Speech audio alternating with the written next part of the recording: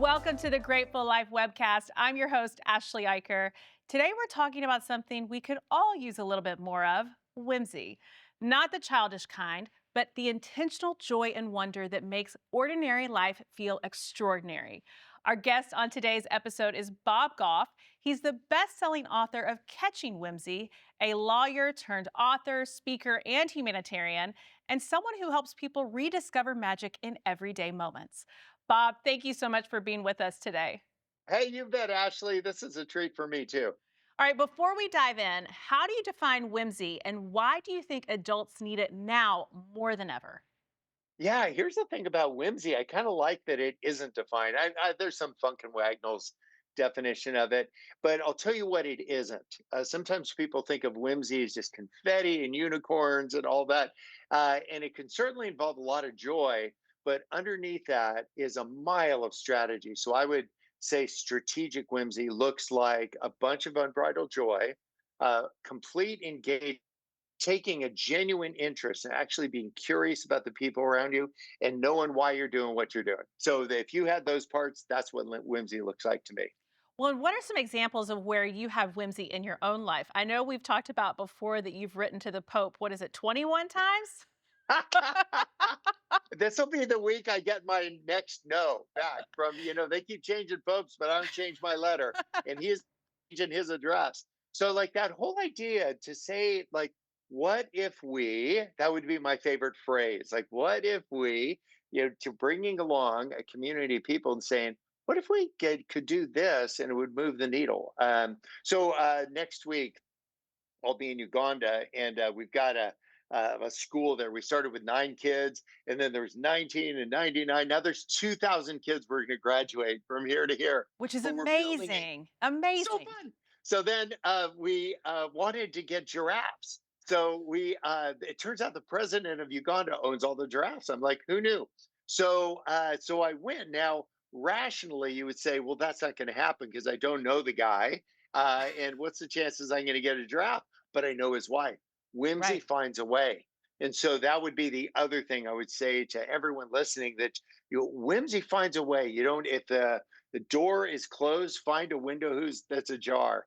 And we walked out of his house with 6 giraffes, not like in tow, but they're delivering them.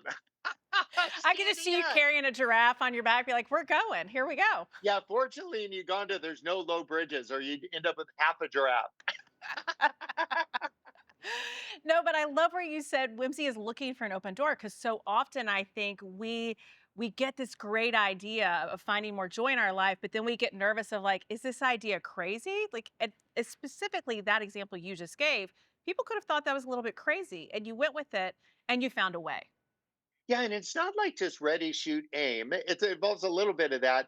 But instead of saying, like, what might be possible? Like, if we could do this, what after 9/11 happened, our kids were the size of trout, and we had them write to every world leader. And our 6-year-old said, what if you come over for a sleepover? Which sounds so awesome if you're 6. And then our 8-year-old said, what if we found out what you're hoping for? And our precocious 9-year-old said, if you can't come over to our house for a sleepover, can we come over to yours and ask you what you're hoping for? We downloaded the CIA website. We got the name of every leader on earth, and we sent these letters. We got a post office box because we didn't net Ahmadinejad. We didn't know, wanted to know where we lived. And then we got all of these letters back. We went to 25 countries to meet with Wow. 25 leaders. And here's the whole idea. You would think rationally, you'd go like, well, no, they're busy, and I hope they're busy. I hope they're busy doing good stuff. But take your family, take the people that you're certain about, and take them on these amazing adventures. I get emails and calls and stuff from people all the time, and they'll say, "Can we meet?" I'm like, "Okay." So Well, it's not just ding dong ditch; it's a strategic whimsy. and that is because you have put your phone number in the back of all of your books. Yes, 3 million people have my cell phone number. It's crazy. I can't get a thing done. But there's something about living a life, part of whimsy would be living a life of constant interruptions. So I just think of the people that have changed history, where faith guides your background, or that you've learned about people and Gandhi's like amazing journey across the world. Like I would just say, like these are all people that were willing to be interrupted. And Hmm. so sometimes we get so efficient in the way that we deal with one another, we don't get around to the possibilities, like to get to know your mail carrier. And our mail carrier is lousy at his job. He's not a detail guy. His name is Art. And he just delivers the mail to everybody. And we all meet at 6 p.m. and like sort it out between ourselves. But after 25 years of lousy mail service, Art said, I'm going to retire. Now, we have a parade on our block, and our block's only 8 houses long, but we have a parade every year. And we thought, let's make Art the grand marshal of the parade. So we got a convertible. We put 1,000 envelopes. We said, Art, just do what you do every day. Just like throw them everywhere. And 800 people showed up to say, you're a lousy mailman, but you're a great guy. And That he is called me the amazing. next day and said, I'm coming out of retirement. I'm like, no, that's Whimsy. Oh, it's so good, Bob. Okay, so in your book, you do talk about handwritten notes, gratitude walks, and trying something completely new. These sound simple, but for someone who feels stuck in a routine, they can feel really overwhelming. So, what's a small step someone can take today to invite more joy in? I just say have a couple habits. Like I write to 5 people every Hmm. day before I start my day. So I just start the day. I wrote to Mike Tyson. I don't know anything about boxing. I definitely don't want to eat my ears, but I write to people, and it's not because you're trying to get a selfie, but to thank people for their contributions, what they've done. Maybe that idea of it's gratitude, but wrapped in action instead of Hmm. just thinking a grateful thing, to say, what if we kind of put this in play for somebody? And you could start with loving your neighbors, like really, like Yeah. that whole idea. You don't have to go across an ocean, just go across the street.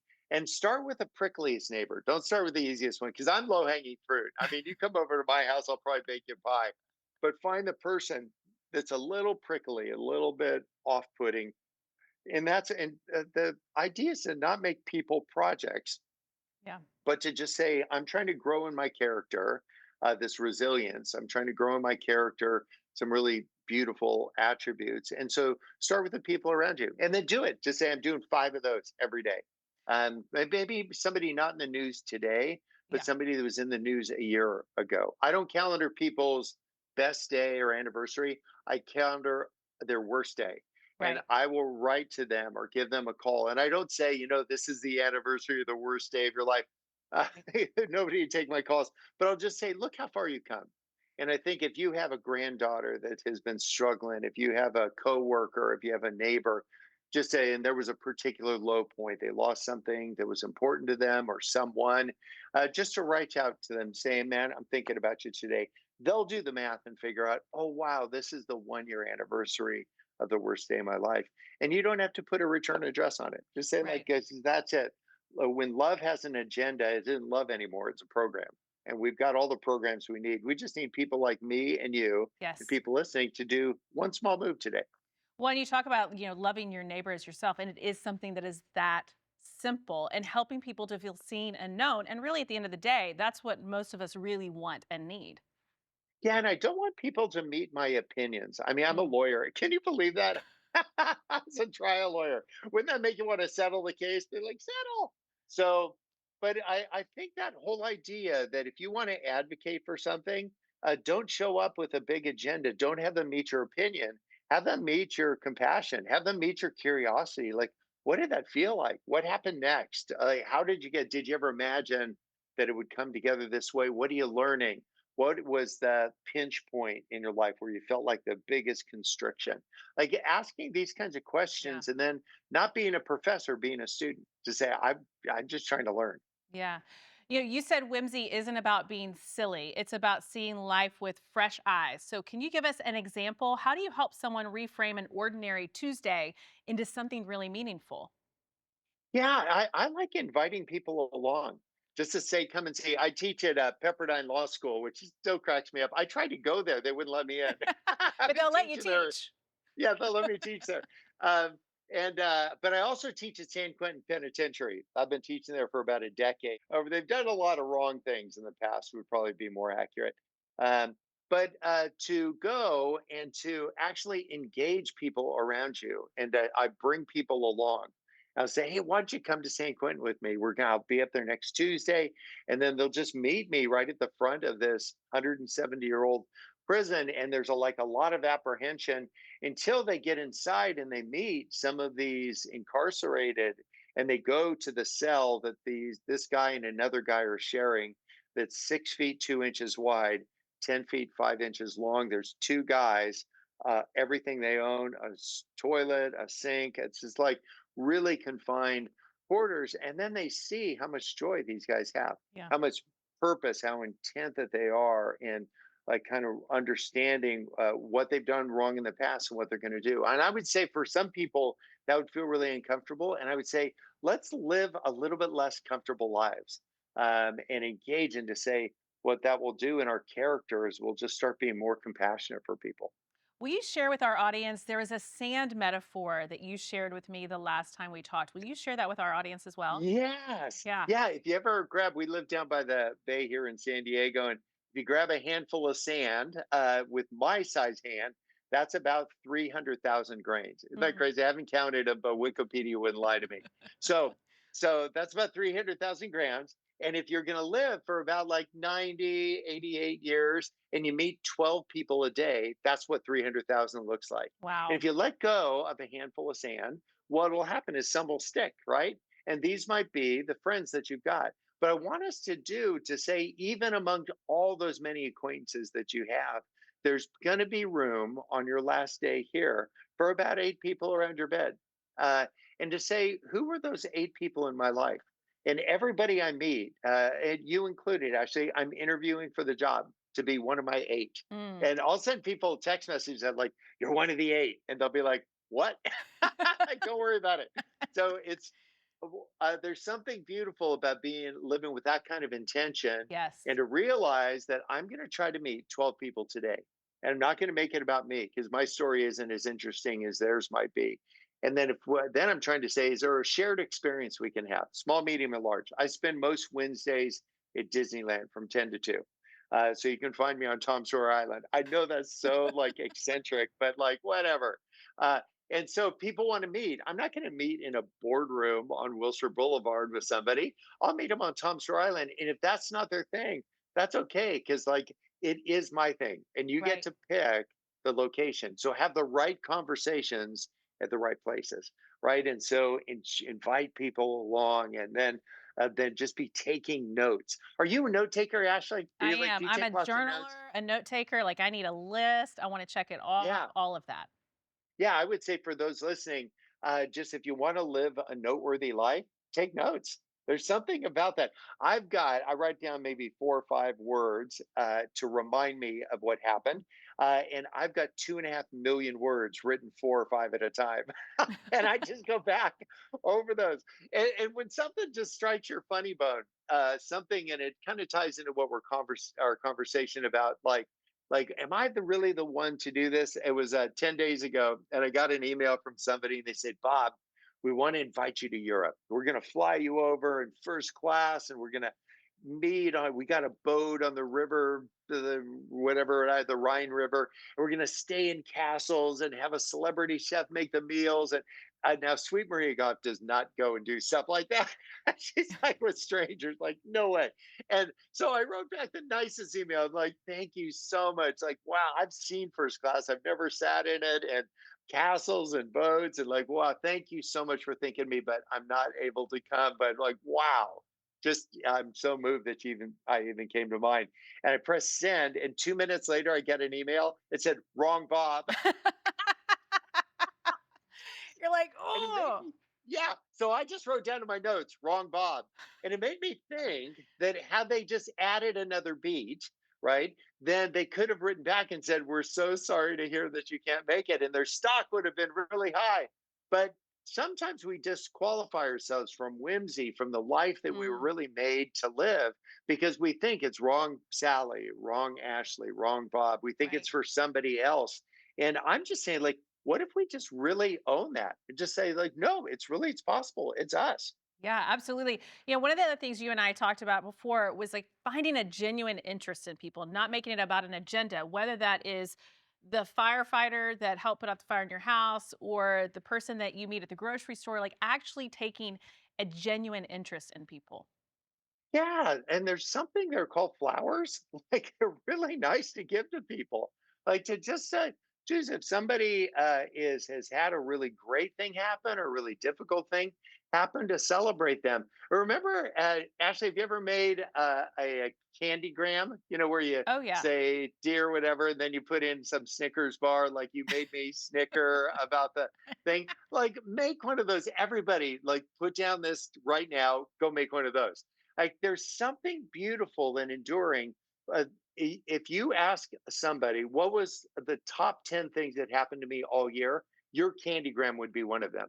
And it took you like, 15 minutes. And it's Right. this kind of gateway drug to like whatever that, where diabetes, like, but you've done this like really neat thing for somebody. And it just was an ounce of creativity. And it said, you really matter. Yeah. And I just want to spend the rest of my days because what we get is about 27,383 days, like give or take. That's the Right. number. Less if you eat Pop Tarts. So Or you a know lot who of you are. Snickers. Exactly. Yeah. Another candygram. So, but like say, what are you going to do with what is left? And Right. so I don't call myself like age 66. I prefer to say I'm level 66. So next year I'll be level 67. It just sounds cooler. So with whatever number of levels I have left, what I want to do is leave something behind. So that's why I write books. I find it very tedious. It's like every word is spelled differently. But it's just such a great thing to leave leaning up against Yes. the jar that I might be and to remind people about why things matter to me, how I dealt with ambiguity in my life, wondering for them, grandkids, ancestors that I won't get a chance to meet. I wonder how you'll deal with it too. Instead of telling them what to do, hold up a mirror and Yes. remind them who they are. Like to say, you come from good stock. And I can say that because I came from the stock you came from, and they're Right. good stock. Yeah, like, that's good stuff. It's like this voice that just arcs over all the ages. I don't know. Ashley, this is it. I think you should start writing that book today. I'm actually, as you're talking, I'm sitting here thinking, I need to write a book too. Like, whether it's to Do it. pass on to my family, my nephew, like, Yes. yes. Okay, Yes. well, you Yeah. guys heard it here first. Bob has talked me into writing a book. Yeah, so it's at 10 sentences a day, and we've Yeah, already spoken like 300 sentences. for So sure. 10 sentences a day for 100 days. That's it. That's a book. I was talking to somebody that said, I've been working on this book for 10 years. I'm like, oh, buddy, you just wasted 9 years, 11 months, and 2 weeks. 10 sentences. Oh man. Okay, so I often hear people say, "I'd love to be more joyful, but I'm dealing with aging parents, health issues, financial stress," which are all very real things that people are dealing with. So, how do we stay lighthearted when life feels a little bit heavy or exhausting? Yeah, something that I found true is when I know what it is that I'm feeling, then I Mhm. have a shelf that I can put it on. So if you're Yes. just feeling like I'm feeling stressed, and I totally get that emotion, but then let's tease it out and to say, here are the 7 things that are stressing me out right now. Because if our mind can see it, then it can understand it, then we can do something about it. Right. However, it is that you transact your life, whether faith governs it or your love for humanity, like what I want you to do is let's just see what it is to say, I'm stressed. And although they all feel like they're tied for first, right now the finances feel it. My dad is 96 and he's living 6 feet away from me in a house next door. And, uh, and that causes me some concern as he's aging well, but the aging process is a difficult one. And Yeah. so if you could just get clear on this, I'm kind of concerned that there's going to be some day that he won't be here. And I feel so abandoned, even though that's the way it's supposed to go. But to get real with that, and then if you need some help sorting some of that stuff out, like find a counselor, find one of your 8, find people that they won't again tell you what to do. They'll remind you who you are. And they're not just blowing sunshine at you by validating that. They will say, like, that must feel really difficult. When is it the hardest? Right. Like that is like, oh, then we just start seeing what is. And then I believe we have the ability, once we see it, we can go like, let's deal with this thing. Let's deal with the reality that you're going to lose some people you love. Well, and I think it's so important to have those people to help you see and remind you of the good in you, and also that you can get through whatever this thing is. You have the community Yes. around you. That community is so important. Bingo. And I think that whole idea, it's always been that we operate best in community, Mhm. but not the community that's like watching other people, like kind Right. of comparing and all that. That would be an unhealthy version of it. It's community, but it just has a weird bent to it.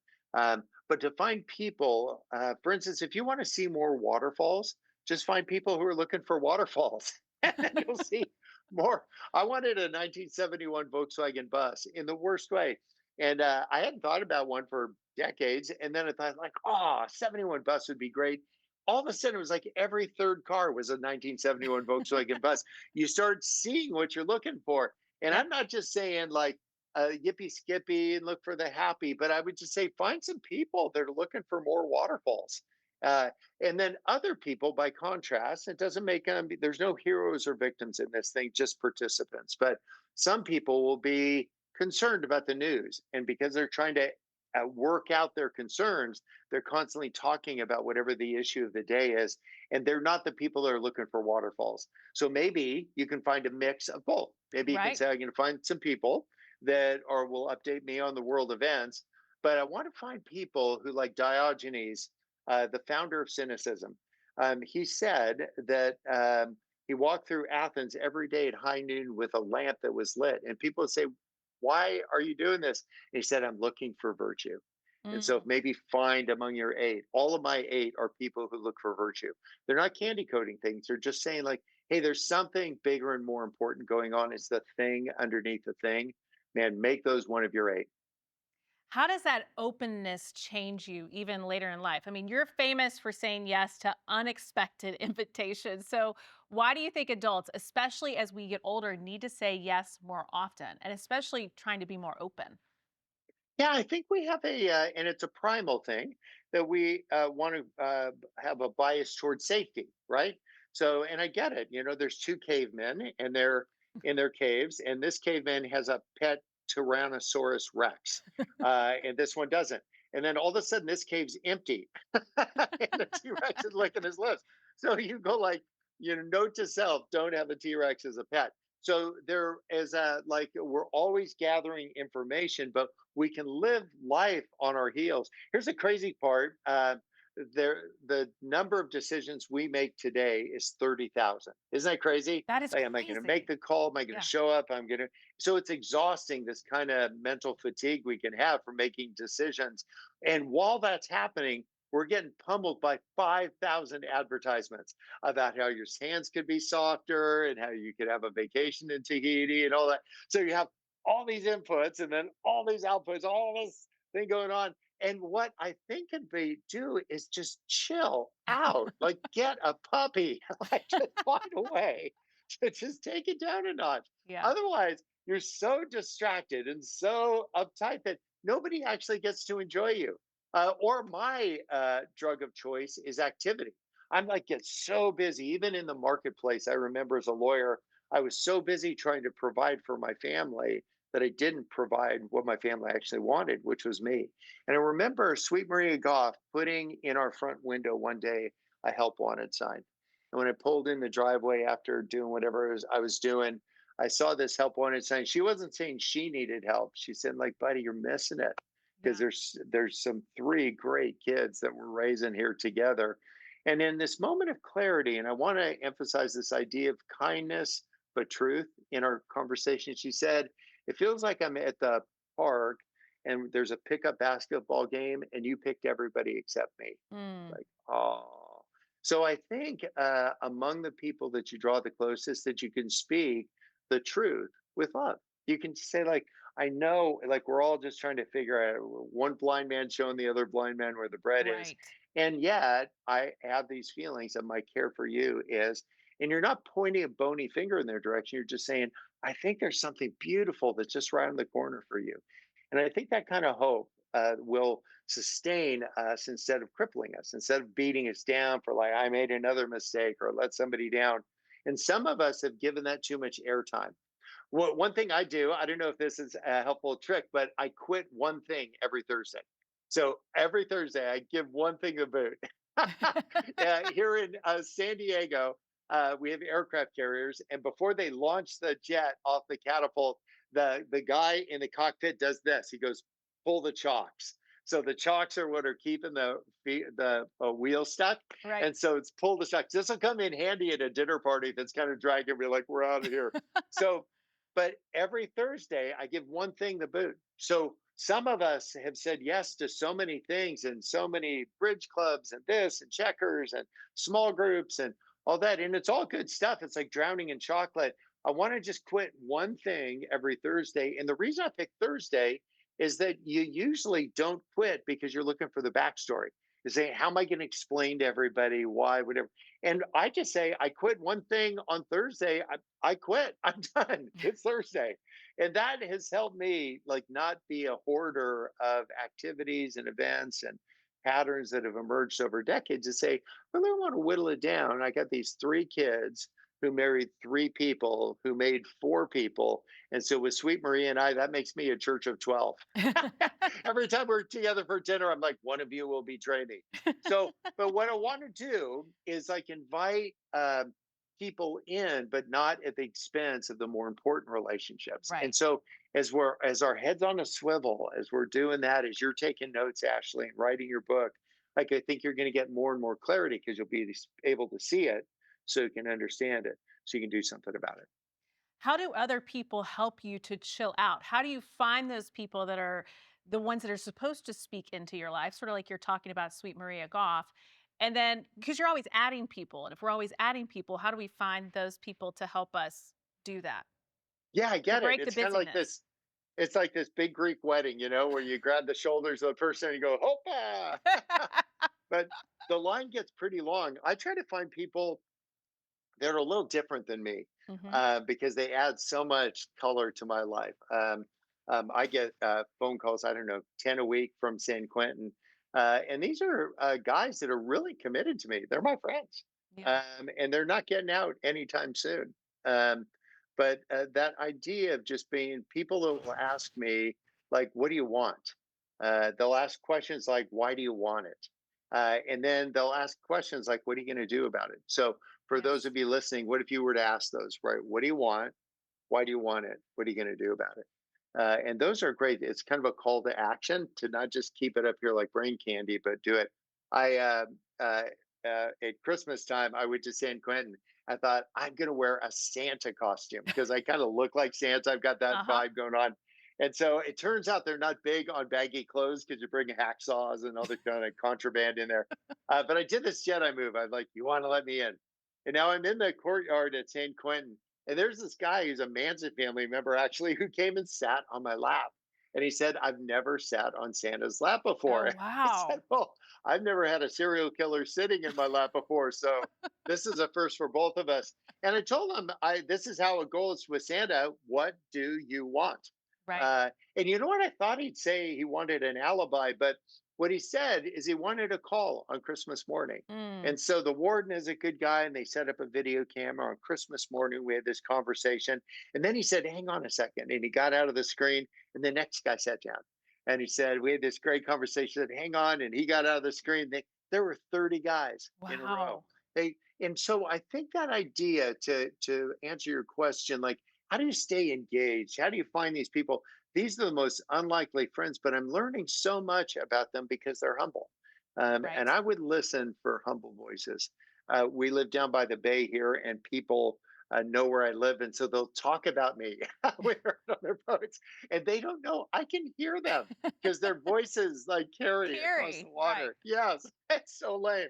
And so I wanted like put up a card like I can hear you. But one of the things that I found is that humble voices travel further in my life. And they Mm, probably travel further. Actually, I can tell from afar, like you're a humble voice in people's lives. thank So you. why don't you, as you're listening, say, I want my voice to be the loudest voice in the room. I want it to be the truthful voice in the room, but a humble voice in the room. And so I don't raise my voice only if I'm yodeling, and I've never yodeled. So I just said, I'm just not going to try to shout over everybody else. I want to be a safe place. Make me Right. Switzerland. Give me a bar of chocolate and a bobsled. And as you're listening, make yourself Switzerland. What would be your power move to get from here to there? And I'd say part of it will be humble, find your joy. And if you've lost your joy, if you've ever lost your keys before, you think, where was the last place I saw those things? Yeah. And go back to that place to find your keys. If you've lost your joy along the way, because I get it, life's hard and it can be scary out there with all the crazy that's going on. But go back to say, where was the last time I felt joyful? Where was the last time I felt hopeful? And return to those places, return to those people, and kind of press reset. Absolutely. So often I hear people say, I'm too old for this or I've missed my chance. I mean, I know that I have said those things before. So, what do you say to that voice? I would say, what level are you at? Because I'm at level 66, and I can't wait to do these things that are in front of me. That idea of that helps me is that I want to fail trying. I don't want to fail watching. So Mm, sometimes what we do is we exclude ourselves because we're thinking wrong Bob or wrong Sally or wrong right. Bill. And so we take ourselves out before we even got to the starting line. We just like went up to the bleachers. And I want to say, like, well, what would happen if we tried this thing? I wonder what would happen if I wrote to a leader of a country who we're not getting along with right now and said, like, what if I come over? Like, can we talk about that? Like, and just be Switzerland. And then you'll get invitations from people. I started spending a ton of time in Uganda, and there's a guy that everybody's got a Doug in their life, and Doug is kind of we're always pranking each other through high school and college and all that. And he knew I was spending time in Uganda. So he called me up one day and he said, my name is Ambassador Kamanu Weri. Like, I'm the ambassador from Uganda. And I want you to serve as the counsel for the Republic of Uganda. Right. And I'm thinking, like, I'm a lawyer, but this is Doug. And I'm like, oh, yeah, sure. I just said, I'm going to say yes. So now Doug has always been trying to get back at me at like pranking, right? I found out where he was going to spend his anniversary in this fancy hotel. Sweet Maria and I checked in as them. We went up to the room. We had lobster. And then we tidied up and we split. And then Doug checked in later. And when he checked out, he had to pay my bill. Well, Doug's trying to get back me by faking that he's the ambassador of Uganda. And so he said, I'm leaving for Uganda. I'll call you back in 4 weeks. And so I'm like, yeah, whatever. And so 4 weeks later, Doug calls me again. This is Ambassador Kamununweri. And I want to know if you'll meet me in New York. And so I said, yes. So I get on the plane thinking I'm going to get to New York and Right. Doug's going to say, like, pranked you. And I get off the plane. There's all these members of Uganda's cabinet there, and he introduces me as Uganda's new consul general. And I said, "You said counsel like lawyer?" And he said, "No, no, no. I said consul like diplomat." Ashley, I'm on year 18 of being the consul general for the Republic of Uganda. I'm not the US guy to Uganda, I'm the Ugandan guy to the US. And I walk Wow. into embassies and people are like, where's the Ugandan guy? I'm like, I'm the Ugandan guy, like mind blown. And had I gone with what was logical, Right. which was say, no, no, no, no, no, no, like I don't know anything about that, then I wouldn't have what I enjoy right now, which is diplomatic immunity. You should Diplomatic see the immunity license, and obviously learning some things, but for sure the diplomatic and you immunity. should see the license plates on my car. Actually, I could park in your living room. So I just want whimsy and wonder to draw us forward Yes. into the things that seem unlikely and then create a little mischief. Don't just sit by the porch thinking the mischief's going to land. Uh, but to just say, what can I get in play? And then who is it that this might benefit? What would be the shelf life of doing that? A country that's emerging from a civil war into the next thing, all of a sudden it just like you say, actually, I have something I think I have to offer. And so some people talk themselves into, based on their chronological age, that Right. they're like beyond the part they can help. And I think when you see people that look a little bit older than where they are chronologically, it's because they just stop being curious.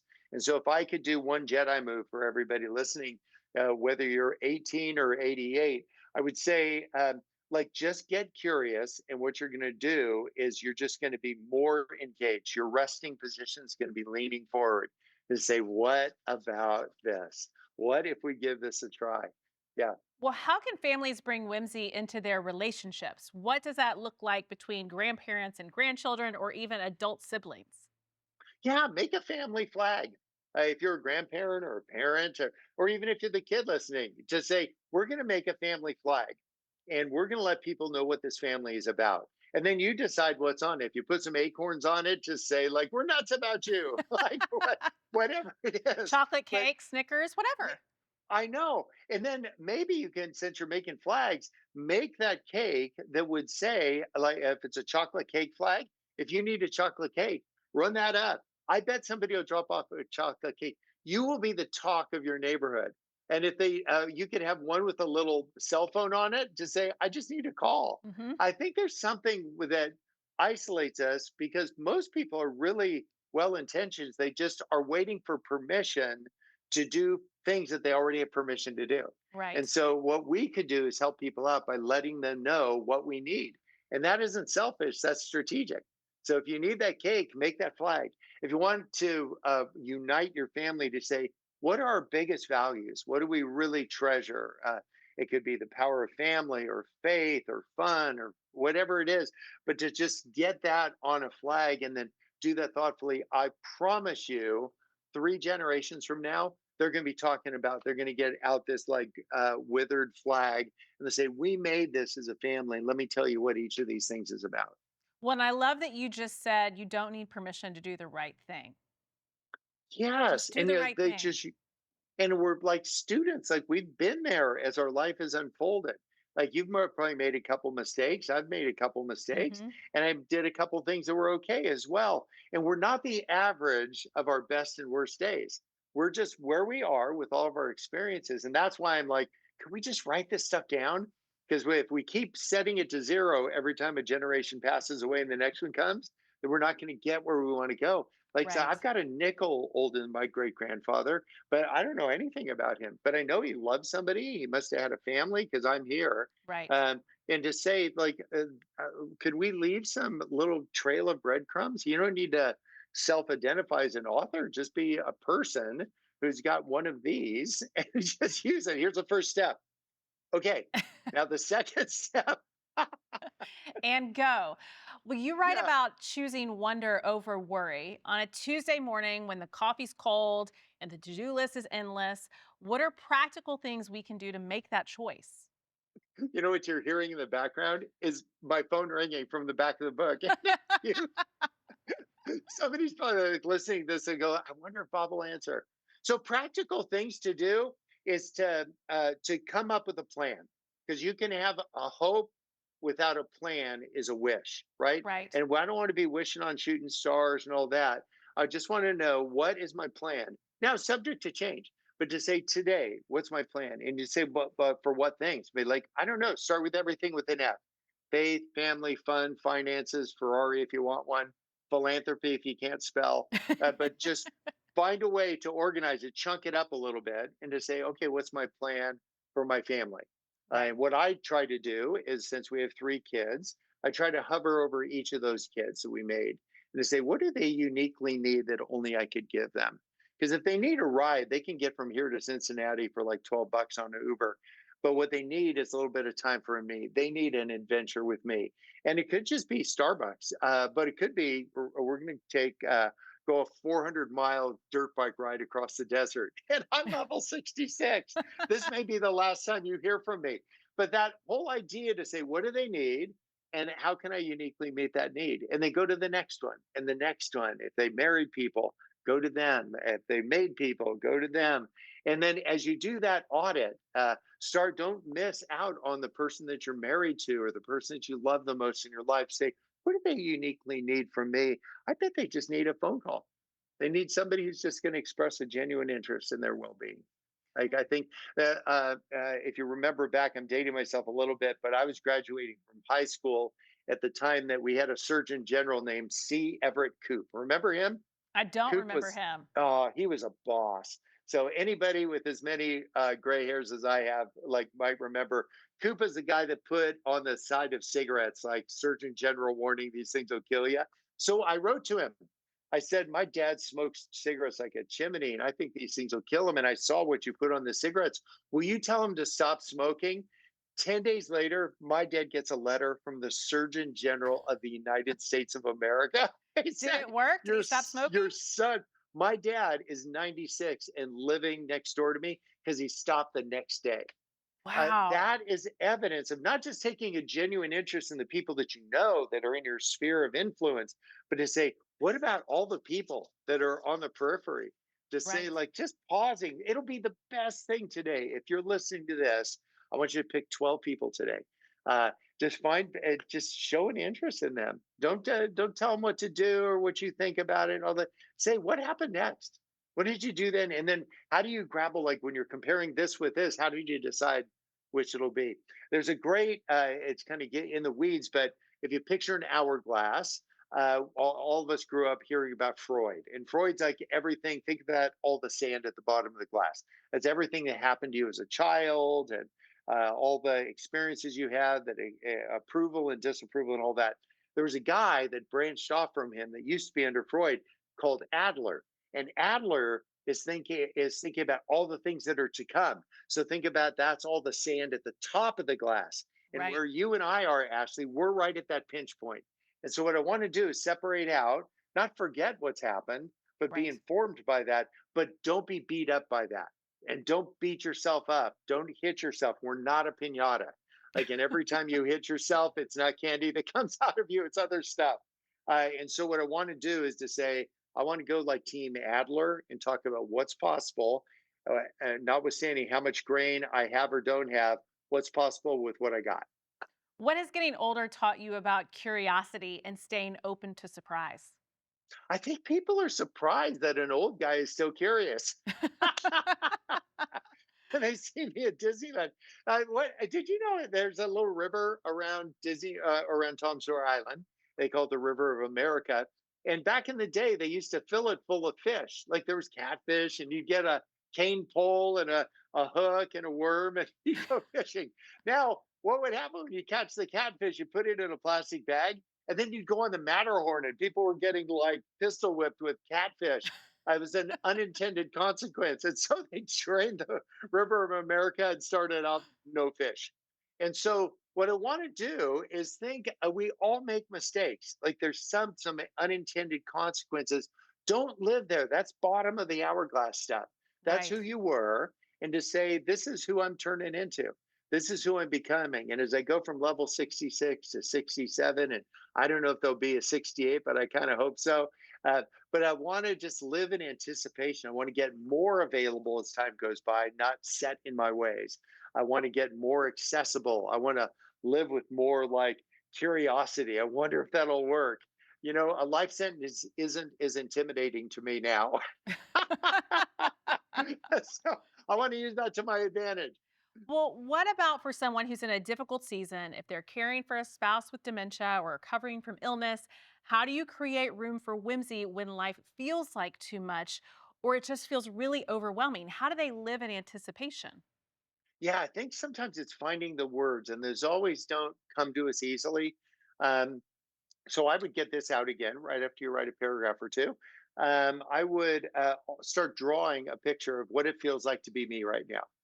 Wouldn't that be Mm, great when somebody comes and visits you? It's a family member, somebody else, and just get real. You don't have to be like, all sunshine. You can say it's actually really hard, but this is me, and I'm standing at the edge of this river, and what it feels like is that everybody sees that the river is full, but upstream for the river is a dam. And instead of the water coming up over the top, it's coming out the bottom. And mm, so I'm feeling like there's just not as much input in my life. When I remember a time when there was more that was happening to me. And so more was going over the top. And now everything's at the bottom. And here's the crazy part: everybody downstream thinks that the river's just fine, but they mm. don't know what's happening upstream. What a great way to describe what it feels like to be you. And that isn't a sad story. That's just a very authentic story. And it gives a lot of guidance to people who love you what you Right. need. And it'll actually let you know why I'm feeling what I'm feeling. And there's blow up balloons in the river because I'm so happy that everybody's having a great time. That's great. And it's not a sad story that it's coming out the bottom right now, but it sure be nice to come out the top. And there's something beautiful and winsome about that. It just gives another path to accessibility. So start drawing and then ask your grandkids, ask the people you love, the people that are near you, the person tending to you, say, hey, will you draw a picture of what it feels like to be you? You can take your time. And then Yes. maybe you'll frame the pictures or put them on a magnet on your refrigerator or something to say, like, it tells just a richer story. And I'll tell you, long after I'm gone, some of the pictures that I've drawn will remain. And they're just little stick people. There's nothing fancy about them. But the story behind them is really important. It kind of reveals what was really going on. So I've got a couple assignments for you. Not only are you going to write a book, Ashley, but you're now going to illustrate the book. This is what it feels like to be me. I'm telling you, everyone who loves you is going to flip out. They're going to love this. I honestly am hoping right now that someone on our team is writing all the direction for me down that I've got to do. Oh, I'm Yeah. just going to need to go back and rewatch this later. Or just even like if writing isn't your thing, these days you just press a button and then you can just talk it. That's true. So, yeah, I speak at 15,000 words an hour, 18,000 if I've had a Red Bull or two. And a book is 60,000 words. So you and I are 4 hours away from a lousy book. We'll just like say it. It'll be That's right. lousy book, but you can make bad words better. But you can't make good words out of no words. So we just say, like, let's just write some bad words and then just say, like, I'm then going to make those a little better. Have somebody just follow around. If you're going to give a talk somewhere, just record it. If you're having a conversation with a grandkid, just say, like, hey, I know this says, I'm not trying to be creepy, but I want to remember this and put it in a, Yes. write it down for us. So would that be cool if I just did that? And they'll say, oh, heck yeah. So Yeah. I just love that idea.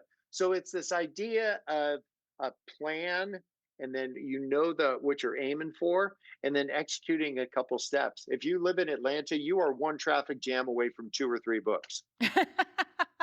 Honestly, we're getting that way in Nashville now, so I feel that. I I know. I've feel been on that. that highway. Yeah, Oh and my everybody goodness. says Californians. It's we're getting right on par. Bob, what is the one thing you want people to remember from today? Oh, well, you know what, too? There's so much coming at us, and so many people have opinions about everything. And they're kind of like ears. Everybody's got one, except one or two, except Van Gogh. But I want to say, like, what if we add a beat and just Mm, assume that people might be saying it with a poor choice of words, but maybe their heartbeat is a good one, that they're trying to be helpful. It was in Kansas, I think, a couple weeks ago, and a guy walked up to me. And when they find out from California, they'll say something funny like, he's a couple fries short of a happy meal, or it's all in good fun, but they're kind of ribbing you. And a guy walked up to me and he said, "I don't think your lid's on right." I'm like, "What did I say to tick you off? You don't even know me." And then I realized I'm holding a coffee cup and my lid's not on right. He was just trying to be helpful. And Oh, so had I gone off, I'd been like, "What do you can't say that to me." I would have missed out on this moment. He was just trying to be helpful. And so I would say, let's focus on that being helpful rather than being professors. Let's be students. Let's be yes. humble. Add a beat. Wrong, Bob. Just say add a beat so you can give a better response. You might, if you're an email kind of person, write what comes to you. Like, I wouldn't do that in a million years. Then add a sentence above it and two sentences below it. And say, thank you so much for even thinking about me for that. I don't have as much time as I wish I had to do those things, but man, again, wow. Right. I think if we don't go with our first response, but we go for the second one, then we could say, oh, here's a person who's actually trying to be helpful, even if they weren't helpful. But they're Right. trying to be helpful and just go like, I see it. It's a swing and a miss, but I'm not the umpire on this one. I'm just saying, like, wow, that's such a unique take on the things. I hadn't thought of it that way before. It is Nor really will I. reframing that perspective of how we are Yes. interpreting what someone is saying too. And just Yeah. taking Just that beat. yeah. And it just takes, instead of saying the first thing that comes to mind, because I'm a lawyer, I think about things. I got a fast tongue. Right. And so just slow it down a little bit and just say, I bet they're trying to be helpful right now. They're not, but I bet they're trying to be, and don't make them feel small. Just Right. say, wow, boy, thanks for even picking me out of a crowd to offer those thoughts. Bob, this has been the absolute best. You are just Oh, for me too. pure Thank you. joy. And I know that everyone that has been watching and that will watch this, we're just so grateful for your message and just the things that you Oh, shared with us today. We thank need you. more whimsy. We need more joy. I think that's it. And you know what? Just remind yourself, like individually, we are not going to be able to pull this off, but all together we make one really well-adjusted person.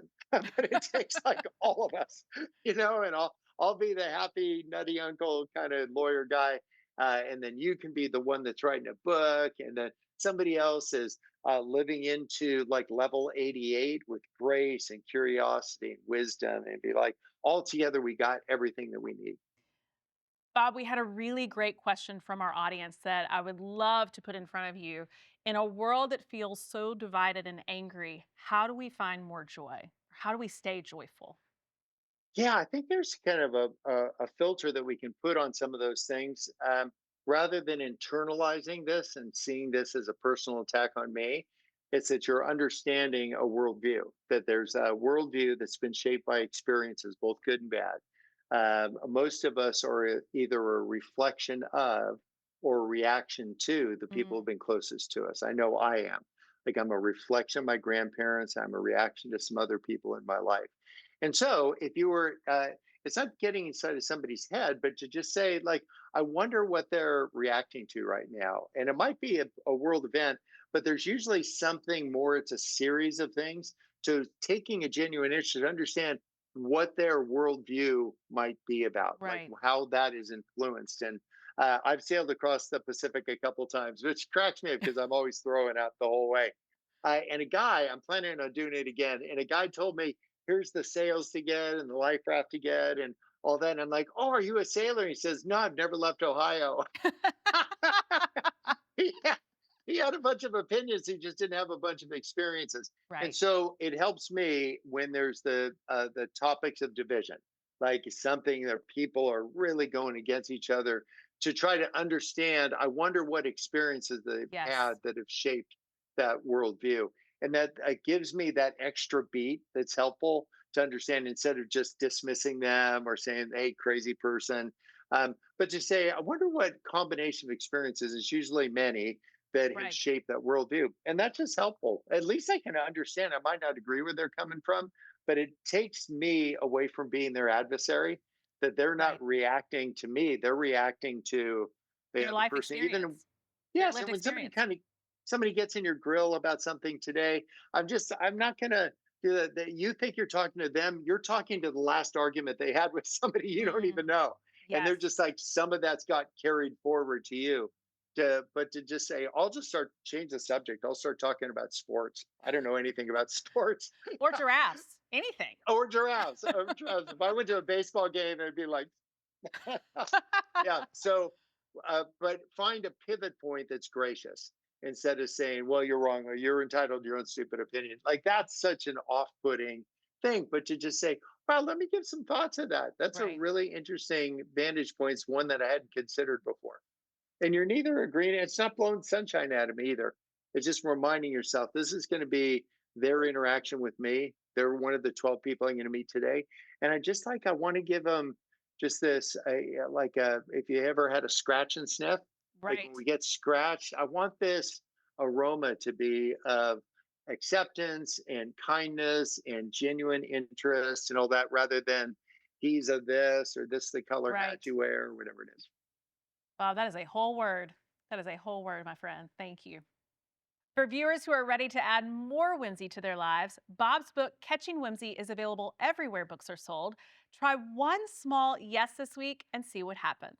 And as always, you can find this episode and more at brookdale.com/webcast or on our YouTube channel. We hope that you'll share it with anyone who might find it beneficial. And be sure to keep an eye out for upcoming episodes. Thank you so much for joining us, and we'll see you next time.